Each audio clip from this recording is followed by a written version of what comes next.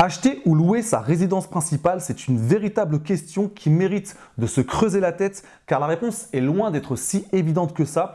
Il faut absolument sortir de la simple réponse de dire acheter c'est forcément mieux que louer ou louer c'est forcément mieux que acheter. Il faut vraiment prendre en compte de multiples facteurs qui nous permettent d'avoir de vrais arguments au moment de faire son choix entre acheter ou louer sa résidence principale. Donc c'est tout ce qu'on va voir dans cette vidéo parce que c'est vrai que c'est un débat qui est assez présent dans le domaine de l'immobilier et encore plus dans le domaine de l'investissement immobilier. On a parfois l'impression qu'il faut absolument éviter d'acheter sa résidence principale, que ça constitue presque le plus gros piège à éviter, ce qui nous empêcherait finalement de pouvoir investir sereinement dans l'immobilier. Et à l'inverse, on a l'impression que le fait de rester locataire de sa résidence principale constitue l'Eldorado pour pouvoir ensuite plus facilement investir dans l'immobilier. Sauf qu'il ne faut pas oublier une chose, c'est que lorsque votre banquier fait le calcul de votre taux d'endettement, il va forcément prendre en compte soit la mensualité que vous payez quand vous avez acheté votre résidence principale, soit le loyer que vous payez si vous êtes locataire de votre résidence principale. Donc on va vraiment brosser plusieurs sujets dans cette vidéo pour que vous ayez tous les arguments en main pour prendre un choix le plus éclairé et le plus lucide possible. Car j'insiste vraiment là-dessus, il n'y a pas forcément une option à chaque fois meilleure qu'une autre. Il y a vraiment plusieurs facteurs à prendre en compte. C'est une décision qui est strictement personnelle. Chacun doit faire sa propre analyse, doit étudier ses propres chiffres pour savoir ce qu'il en est de la meilleure décision à prendre entre acheter ou louer sa résidence principale. Donc dans cette vidéo, je vais vous présenter les différents avantages de la première option, à savoir acheter sa résidence principale, et également les différents avantages de la deuxième option, à savoir rester locataire de sa résidence principale.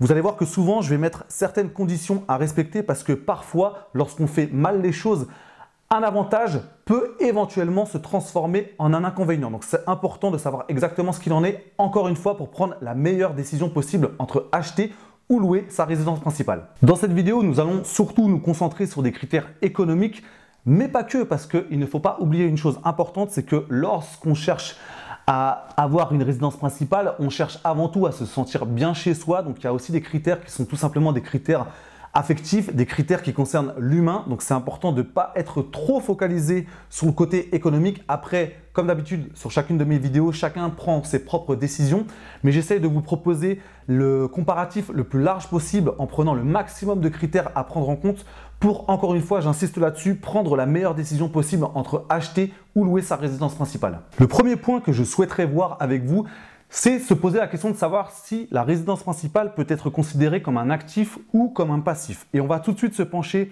sur le livre Père riche, Père pauvre de Robert Kiyosaki.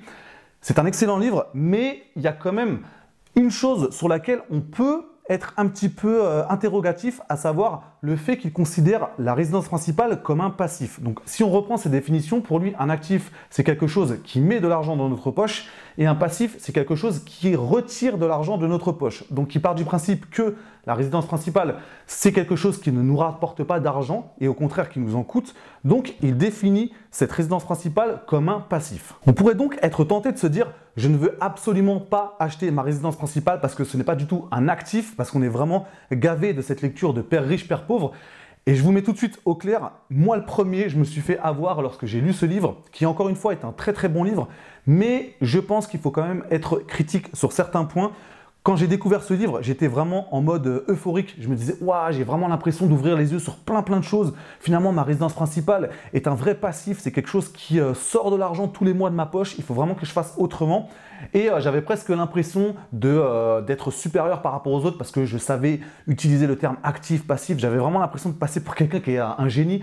Alors qu'avec le recul, parce que ça fait maintenant plusieurs années que j'ai lu ce livre, avec le recul, je me suis vraiment rendu compte que c'est loin d'être le cas. Et que si on n'est pas vigilant par rapport à ça, encore une fois, on risque d'être tenté de se dire « je ne vais pas du tout acheter ma résidence principale et je vais rester locataire » sans savoir exactement les raisons qui nous poussent à prendre ce choix. Le problème avec cette définition, c'est que ça s'éloigne énormément de la définition comptable de ce qu'est réellement un actif et un passif. On se rend compte lorsqu'on regarde cette définition que la résidence principale est à classer du côté des actifs.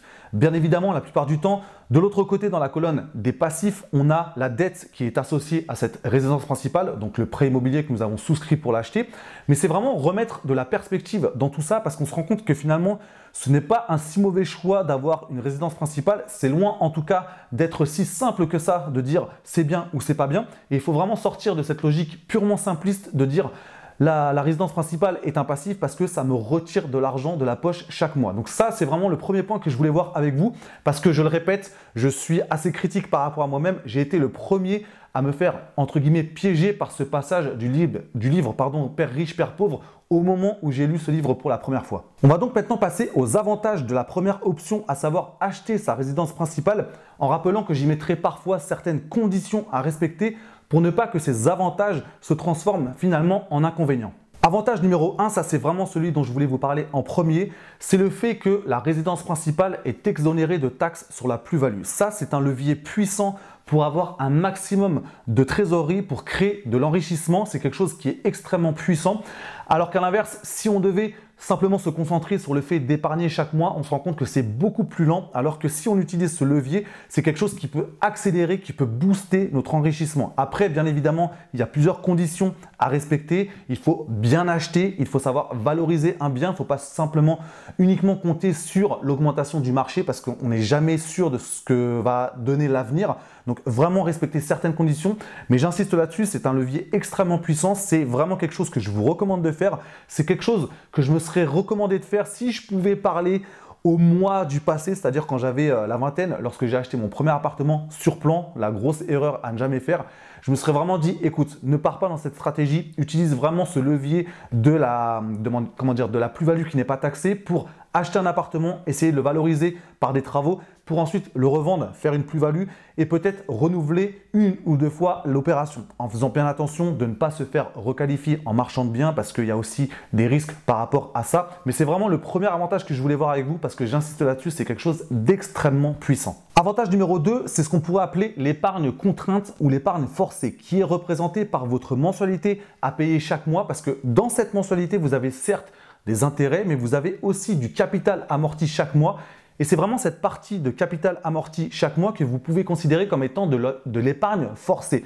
Et c'est quelque chose qui est intéressant à prendre en compte parce que souvent, on se rend compte que le fait d'être contraint, entre guillemets, d'épargner est finalement beaucoup plus simple à mettre en place que d'être libre d'épargner ou pas. Il y a eu pas mal d'études qui ont montré ça. Après, bien évidemment, il y a des conditions à respecter parce que si par exemple, vous êtes obligé de revendre votre appartement ou votre maison trop rapidement dans les premières années, forcément, c'est quelque chose qui va se transformer en une mauvaise opération parce que vous n'aurez pas eu le temps de rembourser assez de capital parce qu'au début, il y a quand même une part d'intérêt qui est plus importante qu'au milieu ou à la fin du prêt. Vous avez aussi tout ce qui est frais de notaire ou frais d'agence éventuellement à rembourser dans votre prêt. Donc, c'est quelque chose à prendre en compte pour être vraiment sûr de finalement acheter une résidence principale quand vous savez que vous allez y rester plusieurs années. Après, malheureusement, il y a aussi des accidents de la vie, il peut y avoir des divorces qu'on n'a pas forcément anticipés qui peuvent nous mettre dans une situation particulière en ce qui concerne l'achat de la résidence principale. Mais j'insiste vraiment là-dessus, j'aime bien ce concept d'épargne forcée qui est représenté par l'achat d'une résidence principale. Le troisième avantage est constitué par l'assurance emprunteur qui finalement nous donne une protection contre les différents accidents de la vie. Donc ça, c'est quelque chose à prendre en compte au moment de faire son choix entre acheter sa résidence principale ou rester locataire. Ensuite, avantage numéro 4, celui-là il est lié à la retraite et ça m'intéresse vraiment d'avoir votre opinion par rapport à ça parce que de mon côté, je me rends compte à quel point ça fait une grosse différence lorsqu'on devient retraité d'être encore locataire ou d'être pleinement propriétaire de sa résidence principale. Ça fait une grosse différence sur le budget parce que lorsqu'on devient retraité, forcément, on a moins de revenus que lorsqu'on était salarié auparavant et forcément, si on doit en plus continuer à louer son appartement, à payer un loyer, ça c'est quelque chose qui va plomber le budget. Donc dites-moi ce que vous en pensez dans les commentaires. Moi, à titre personnel, j'ai quand même pas mal de gens dans mon entourage qui sont encore locataires de leur maison ou de leur appartement alors qu'ils sont devenus retraités. Et forcément, je vois à quel point ça pèse sur leurs finances. Alors qu'à l'inverse, mes parents, les premiers, ont fini de payer leur maison il y a maintenant presque 10 ans, je crois. Et c'est clair que ça fait une différence, même s'il y a quand même des frais d'entretien d'une maison, des frais d'entretien d'un appartement. On y reviendra tout à l'heure. Mais j'estime en tout cas que c'est un vrai avantage d'arriver à la retraite en étant pleinement propriétaire de sa résidence principale. Et enfin, avantage numéro 5 qui reprend un petit peu ce qu'on a vu juste avant, c'est tout simplement le fait de se constituer un patrimoine. Et lorsqu'on regarde la différence de patrimoine entre les propriétaires et finalement les locataires, donc même la différence de richesse entre ces deux catégories de personnes, même si finalement la richesse est quand même toute relative parce que c'est de la richesse qui est constituée par le patrimoine de ces personnes-là, on se rend compte qu'il y a une grosse différence. Après, bien évidemment, il y a plein de choses à prendre en compte parce que c'est pas forcément parce qu'on a une maison qui a une grosse valeur qu'on est forcément quelqu'un de riche, parce qu'il suffit qu'entre-temps, le marché immobilier ait explosé dans notre région pour que finalement on soit considéré comme quelqu'un de riche, ce qui n'est pas forcément le cas. Je prends souvent cet exemple, mais les personnes qui habitent sur l'île de Ré, en fait, il y a eu énormément d'explosions de valeur et il y a des personnes qui se sont même retrouvées il y a quelques années à payer à l'époque l'impôt sur la fortune alors qu'ils n'avaient pas forcément les moyens de le payer. Ce n'étaient pas des personnes qu'on pouvait considérer comme quelqu'un de riche. Mais voilà, le fait de quand même se constituer un patrimoine, c'est quelque chose d'intéressant. Également, en ce qui concerne la transmission, on ne va pas rentrer dans les détails de tout ce que ça implique en termes de taxes aussi au niveau de la succession, mais c'est quand même intéressant d'avoir quelque chose à léguer à ses enfants ou éventuellement à ses petits-enfants. Donc ça, c'est vraiment les différents avantages que je voyais par rapport à cette première option d'acheter sa résidence principale. Maintenant, on va s'intéresser à la deuxième option, à savoir louer sa résidence principale pour vraiment être le plus juste possible. J'essaie de ne pas vous influencer en vous disant il faut absolument acheter plutôt que de louer ou il faut absolument louer plutôt que acheter. J'essaie vraiment de vous donner les différents avantages. Donc le premier avantage que je vois du côté de rester locataire de sa résidence principale, c'est le fait d'avoir moins de frais parce que vous n'allez par exemple pas avoir à payer la taxe foncière à la différence d'un propriétaire et ça peut faire une grosse différence sur vos finances parce que si on regarde dans certaines communes l'explosion du montant de la taxe foncière, on se rend compte à quel point ça peut vraiment peser sur le budget d'un propriétaire. Encore plus depuis la quasi-disparition de la taxe d'habitation. Ce n'est pas encore le cas pour tout le monde, mais ça ne va pas tarder. Il y a forcément un manque à gagner du côté des communes, même si c'est plus ou moins compensé par l'État. Donc ça, c'est une donnée à prendre en compte. Après, il y a tout simplement tout ce qui concerne les frais d'entretien, les frais de réparation de telle ou telle chose, même si certains frais incombent aux locataires, c'est quand même très très minime par rapport à l'ensemble des frais que doit supporter le propriétaire. Donc ça, c'est aussi des choses à prendre en compte au moment de décider de rester locataire de sa résidence principale ou d'acheter sa résidence principale. Avantage numéro 2, ça rejoint un petit peu ce qu'on a vu juste avant. Parfois, vous avez quand même une possibilité d'avoir une épargne plus importante si vous restez locataire que si vous devenez propriétaire. Parce que déjà, vous avez moins de frais à supporter, c'est ce qu'on a vu juste avant. Mais aussi, si vous habitez par exemple dans une ville où vous habitez dans un appartement de 50 mètres carrés par exemple, vous payez un certain loyer et vous regardez la comparaison avec une mensualité pour acheter un appartement de cette superficie, vous vous rendez compte que ça va vous coûter 300 ou 400 ou 500 € de plus par mois. Forcément, ça va avoir un impact sur votre budget. Bien évidemment, je mets aussi une condition, il faut être capable de mettre réellement cet argent de côté parce que si vous vous dites « Ok, j'économise de l'argent à rester locataire », mais que de l'autre côté, finalement, cet argent, vous le dépensez, forcément, ça n'a pas une grosse différence sur vos finances personnelles. Donc ça, c'est vraiment un avantage que je vois aussi du côté de rester locataire plutôt que d'acheter sa résidence principale. Petite parenthèse d'ailleurs en ce qui concerne la colocation parce que souvent, on parle de la colocation du côté du propriétaire bailleur, mais si on se met du côté des colocataires, on se dit finalement c'est cool parce qu'il y a de plus en plus de colocations avec un service tout inclus, donc tout est inclus dans le loyer, l'électricité, le chauffage, l'eau, internet, voire éventuellement la femme de ménage. Donc les colocataires n'ont qu'à payer leur loyer et également la taxe d'habitation et rien de plus. Après c'est tout ce qui concerne les courses, etc. Mais en dépenses contraintes, ils sont vraiment très tranquilles entre guillemets. Donc ce qui leur permet de mettre plus d'argent de côté, surtout s'ils ont un projet d'acheter leur résidence principale ou d'investir de leur côté. Je trouve que finalement c'est un très bon moyen d'avoir cette capacité d'épargne beaucoup plus importante. Finalement c'est un petit peu rigolo parce que souvent on se rend pas compte parce qu'on met des appartements en location et on se pose pas la question de savoir comment ça peut être perçu de l'autre côté. Moi en tout cas je trouve que c'est un avantage d'être colocataire. Après voilà, chacun prend sa décision par rapport à ça pour savoir s'il est aussi capable de vivre en communauté. Mais voilà, quand je me suis posé la question, je me suis dit que ça pouvait être un bon moyen de mettre de l'argent de côté. Donc ça, c'est vraiment le deuxième avantage que je vois de rester locataire de sa résidence principale. Et enfin, troisième avantage que je vois, ça c'est un avantage qui n'est pas du tout économique, c'est tout simplement d'avoir un sentiment de liberté parce que vous êtes quand même beaucoup moins tenu de rester dans un appartement ou dans une maison si vous êtes locataire que si vous avez acheté cet appartement ou cette maison. Parce que vous pouvez très bien vous dire « Ok, je vais rester 2 ans dans cet appartement avant d'aller dans une autre région ou avant de changer d'appartement parce que je veux changer de quartier, changer de ville. » Peu importe, vous êtes quand même beaucoup moins tenu par le côté économique. Après, bien évidemment, il faut prendre en compte les différents frais d'agence que vous avez à payer à chaque fois que vous reprenez une location. Mais voilà, en comparaison de devoir à chaque fois revendre son appartement ou sa maison, c'est quand même quelque chose qui n'a rien à voir. Donc ça, c'est vraiment les 3 avantages que je vois du côté de l'option de rester locataire de sa résidence principale. Donc si on reprend notre question initiale, à savoir vaut-il mieux acheter ou louer sa résidence principale ?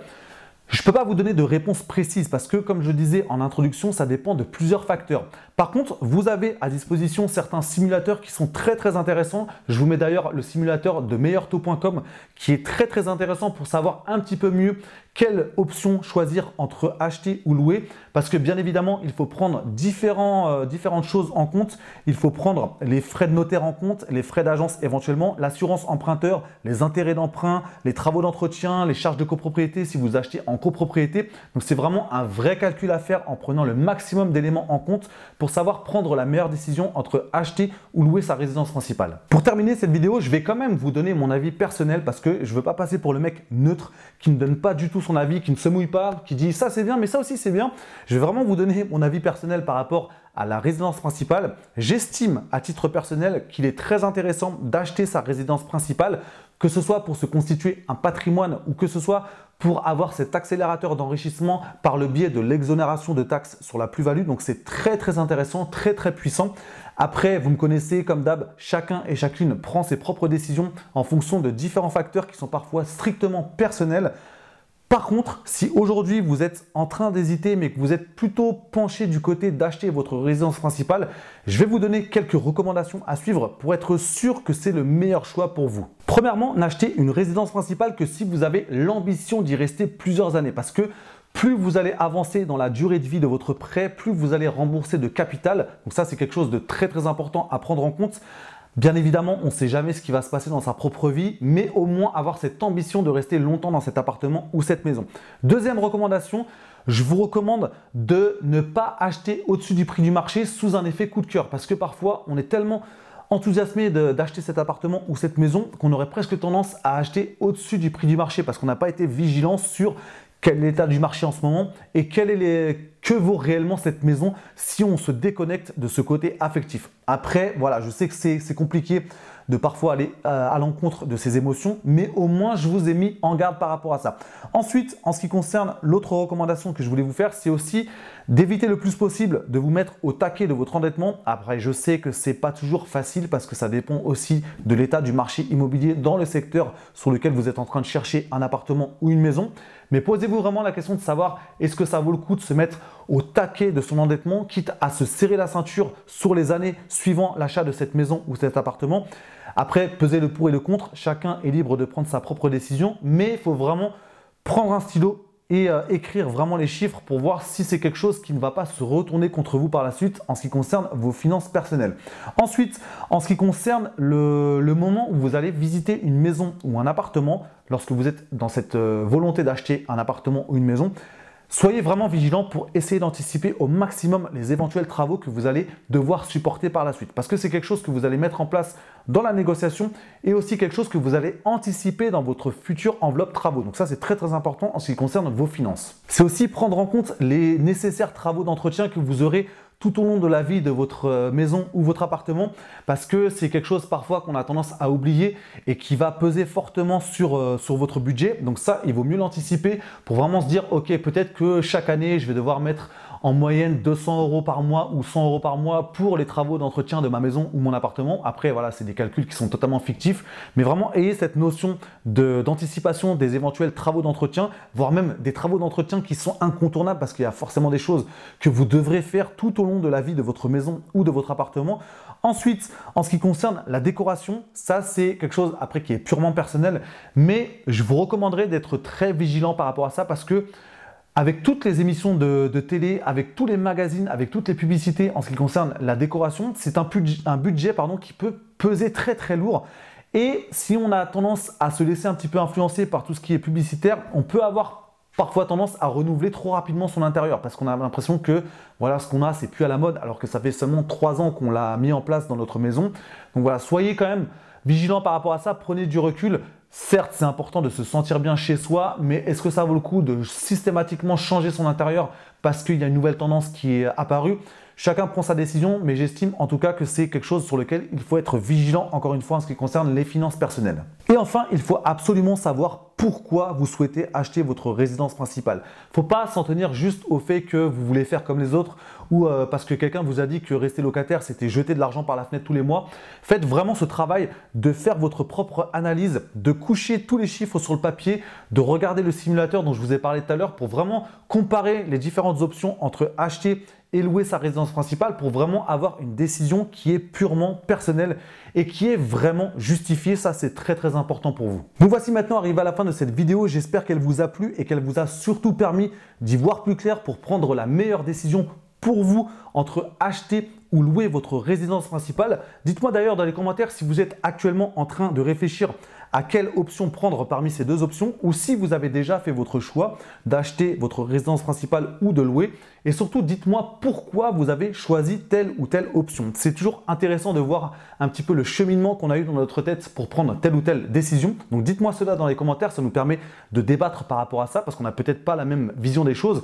C'était important pour moi de faire cette vidéo parce que c'est vrai que souvent on a tendance à croire que l'Eldorado, lorsqu'on souhaite par exemple investir dans l'immobilier, c'est de rester locataire de sa résidence principale. Il y a eu pas mal de vidéos récemment qui ont montré un petit peu le contraire. Ça, c'est très très bien parce que souvent on se dit ok, si c'est se sacrifier dans sa vie perso à un point de vivre dans un appartement qui ne nous plaît pas juste pour être capable d'investir dans l'immobilier à côté, est-ce que c'est une vie si intéressante que ça? Après, pas de jugement, chacun fait comme il veut, mais à force de dire que c'est l'Eldorado de rester locataire pour investir, on a tendance à croire à ça et en plus, on oublie le fait que même si on paye un loyer, la banque va quand même le prendre en compte dans son calcul d'endettement. Donc j'espère vraiment que cette vidéo vous a plu. Je vous dis à titre personnel, moi j'ai acheté ma résidence principale, c'est quelque chose que je ne regrette pas parce qu'avec ma compagne on se sent très bien, c'est la maison dans laquelle on a commencé à élever notre fils, donc il y a aussi toute une charge affective par rapport à ça. C'est pour ça que je vous disais qu'il n'y a pas que l'argent dans la vie, il y a aussi ce côté affectif. Donc voilà, je vous remercie pour votre attention et je vous dis à très bientôt pour la prochaine vidéo.